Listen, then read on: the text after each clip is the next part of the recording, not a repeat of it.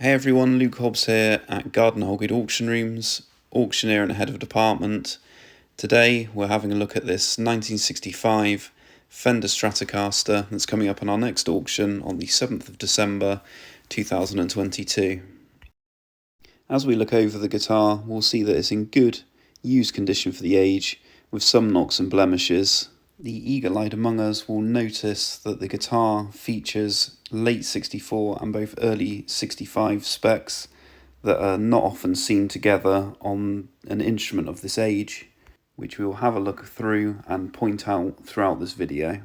As you can see from the headstock of the guitar, it features the bigger transitional logo on the small peg head, and looking at the end of the neck we see a date stamp of October 1964. Looking at the Brazilian rosewood fretboard, we noticed the clay dot inlays, a desirable feature from the pre-CBS era, which later changed to pearl dots. In terms of external hardware, everything appears to be present and correct, and you'll notice that with the 3-ply scratch plate, it is the Green Guard celluloid type, which transitioned out late in 64 once again, another desirable feature from the pre-CBS era.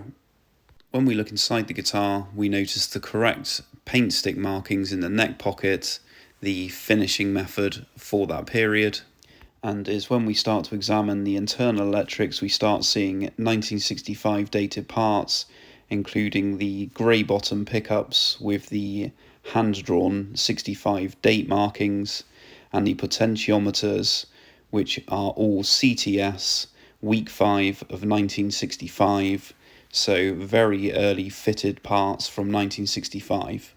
The last dateable feature we come across is the L series serial number, which also falls into the 1965 date range.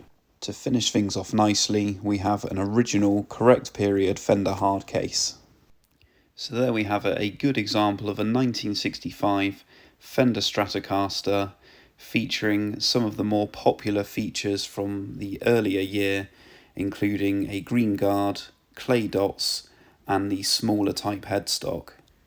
Looking over the guitar, we can see that it is in very good condition for the age, with blemishes and marks to be expected to the body.